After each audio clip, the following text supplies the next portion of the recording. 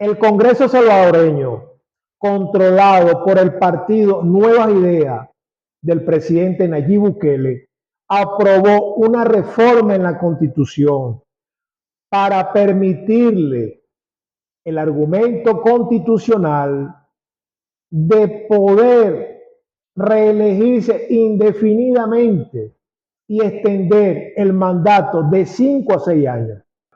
La medida es presentada por una diputada del partido Nuevas Ideas, Ana Figueroa, la cual argumentó reformar 5 artículos de la Constitución de El Salvador, observándose un gran sentido político y de cambio estructural del poder. Esta reforma constitucional permitirá la reelección presidencial sin límite, extender el periodo presidencial de 5 a 6 años y eliminar la segunda vuelta electoral. Es importante decir que la diputada Ana Figueroa argumentó que históricamente ha existido la elección indefinida en la gran mayoría de cargos por elección popular. Ejemplo de esto se puede observar en los cargos de alcalde y de diputado, pero también ha existido una excepción, y esta excepción en la presidencia de la República. También es importante agregar que han impulsado una disposición transitoria que permita que el último periodo presidencial de Nayib Bukele finalice, culmine en el 2020, donde constitucionalmente debe concluir en el 2029. Pero todo esto para unificar las elecciones legislativas, municipales y presidenciales.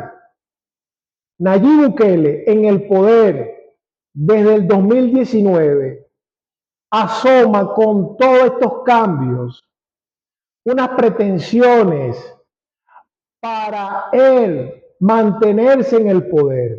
Luz verde para un tercer mandato tiene ahora el presidente Nayib Bukele. Esto después que los diputados aprobaran una reforma que incluye la reelección indefinida. Con esta reforma le estamos dando el poder a quien siempre debió tenerlo, que es el pueblo salvadoreño. Con la medida, se aumentará el periodo presidencial de 5 a 6 años. Se elimina la segunda vuelta en elecciones de presidente y se reduce el actual periodo presidencial a 3 años, y así habrá elecciones generales en el 2027. Con 57 votos de los 60 diputados, 54 oficialistas y 3 de 2 partidos afines al gobierno, fueron posibles estas 3 reformas constitucionales. Bukele en el poder desde el 2019 asoma con todas estas medidas, estos cambios, las intenciones, las pretensiones de mantenerse en el poder en el tiempo que sea necesario. Y este necesario ha sido de críticas importantes de sectores importantes de El Salvador y fuera de El Salvador, ya que estos sectores argumentan que son intenciones de establecer una dictadura más en la región. En este sentido, revisemos, analicemos un poco si la figura de Nayib Bukele realmente significaría un dictador más en la región. Nos han llamado de todo. A mí en lo personal me han dicho dictador en todos los medios que han querido y podido. Desde los panfletos salvadoreños hasta los panfletos internacionales, los más prestigiosos. ¿Saben qué? Me tienen sin cuidado que me llamen dictador.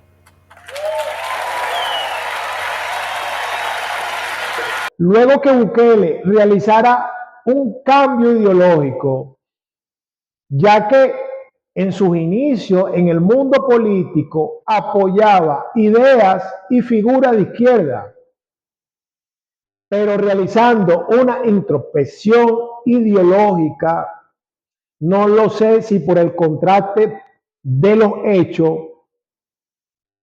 se encontró con ideas de derecha y más conservadora, pero su política de seguridad que ha desarrollado en su país, la lucha contra las pandillas criminales, delincuentes, como las pandillas de los Maras Salvatrucha, entre otras, la lucha contra esto y el control de estas mafias ha posicionado su figura como una figura eficiente en este sentido. Esta condición ha permitido que Nayib Bukele sea el político más influyente en El Salvador, ya que sus medidas de seguridad ha permitido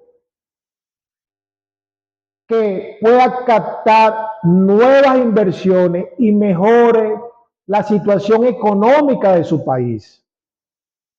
Y todos estos elementos pudiera considerarlo como un argumento sólido para que él se mantenga en el poder, ya que hay sectores que defienden que todo político que lo esté haciendo bien puede significar un cheque en blanco para mantenerse en el poder. Yo no puedo asegurar las verdaderas intenciones de Nayib Bukele si en realidad sus intenciones, sus pretensiones es perpetuarse en el poder. Pero basándome en los hechos, revisando la práctica de la política de la región y más allá, cuando se realizan estas reformas y estos cambios en la Constitución, en nombre de que son lo mejor para el país, ya que las políticas supuestas que están llevando a cabo son políticas necesarias para seguir creciendo y bla, bla, bla, y bla, bla, bla, vendiéndose como la figura necesaria para estos cambios en el país, donde se revisa y simplemente se llega a la exaltación de la figura mesiánica en detrimento de las instituciones. Es aquí donde yo discrepo, porque a la final esta figura con ansia y necesidad de poder terminan convirtiéndose en una figura autócrata. Discutir el trabajo que viene desarrollando Nayib Bukele en El Salvador es estar disociado de la realidad. Pero estos personajes empiezan como ovejas y terminan como lobos, porque el poder corrompe, y corrompe aún más cuando es controlado sin límites. Y aquí quiero recordar esas cartas que escribían los padres fundadores de los Estados Unidos. Cuando se encontraron estas cartas, se encontraron algunos aspectos importantes. Uno de ellos era que estos padres fundadores conocían muy bien la Biblia, los versos de la Biblia. Segundo, estos padres fundadores eran puritanos. Ellos defendían y difundían el hecho moral. Y ellos a las situaciones políticas, en la mayoría de los casos, la respondían, la contestaban a través del contexto de la Biblia, porque manejaban muy bien la Biblia. Uno de los versículos encontrados en los escritos de los padres fundadores fue el versículo del profeta Jeremías, el cual señala que el corazón del hombre es engañoso. Es decir, el corazón del hombre engaña y se engaña, que el hombre tiende a mentir y se miente a sí mismo. Por eso los padres fundadores entendieron, comprendieron que el poder no podía manejarlo una sola persona, que el Ejecutivo, el Legislativo y el Poder Judicial no podía ser controlado por una sola persona.